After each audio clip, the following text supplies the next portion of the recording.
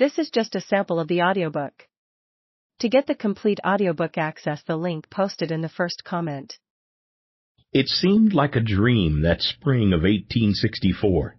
William Tecumseh Sherman was commander of the Union war effort in the entire West, from the Appalachian Mountains to Arkansas. He had become the second most powerful military man in the Federal Army. All his life he had strived for acceptance and success in his family and in the world, and always he had fallen short. During the war he had failed miserably in Kentucky and Missouri, and the Chickasaw Bayou fiasco in December 1862 had resurrected the earlier suspicions that he was crazy. Then, after he placed his faith in Grant, confident that this unassuming man was finally bringing determined purpose to the Union war effort, Grant came close to resigning his commission because of the surprise at Shiloh. But Grant picked himself up, continued pushing forward, and achieved success at Chattanooga and Vicksburg. It could be done, Sherman saw, and he could share in it. Grant gave him the credit he craved and the respect he thought he deserved.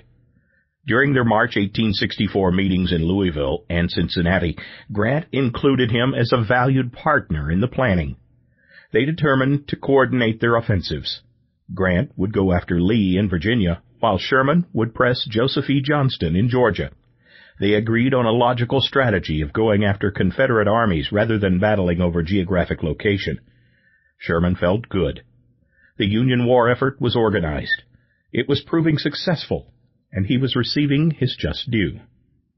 The Confederates, reeling from their Chattanooga repulse and stung by Sherman's Meridian raid, nonetheless remained a formidable foe. Led by Joseph E. Johnston, one of their premier generals, and assisted by such stalwarts as Leonidas Polk, John Bell Hood, Benjamin F. Cheatham, William J. Hardee, and Patrick R. Cleburne, and no longer handicapped by the inept Braxton Bragg. The Army of Tennessee was a powerful opponent. It waited behind strong entrenchments around Dalton, Georgia, some 30 miles from the Union stronghold of Chattanooga. Behind it were Atlanta, a major railroad and manufacturing center of 20,000 people, and the rich Georgia agricultural food basket. Deep rivers and streams, rough mountains, steep ravines, lush forests, and entangling underbrush provided excellent defensive positions. Sherman recognized these Confederate advantages when he visited old friends George H. Thomas, James B. McPherson, and John M. Schofield, the leaders of the Army of the Cumberland at Chattanooga, the Army of the Tennessee at Huntsville, and the Army of the Ohio at Knoxville. He was pleased at the spirit of cooperation he found. He was concerned, however, about the large numbers of soldiers still away on furlough, and he realized that the supply task he faced in any offensive operation against Johnston would be stupendous. No waterway was available for his use, so he had to depend on wagons and an extremely vulnerable railroad. Sherman had distinct advantages over his rival, Joe Johnston. His friendship with Grant stood in marked contrast to the long-standing feud between Johnston and his superior Jefferson Davis, dating back to a series of disagreements from the earliest days of the war. Sherman had 100,000 confident men under his direct command. Johnston only had 50,000, soon to grow to 65,000, and it was an army that had experienced repeated defeat. Sherman had a plan of action. No one was sure just what Johnston had in mind. Finally, Sherman was to prove himself a logistical genius whose rear areas of supply and support became so organized that Confederate thrusts had little, if any, impact on them throughout the Atlanta campaign. The key was the railroad. Sherman worried that Confederate raiders and guerrillas might easily cut the road and shut off his supplies.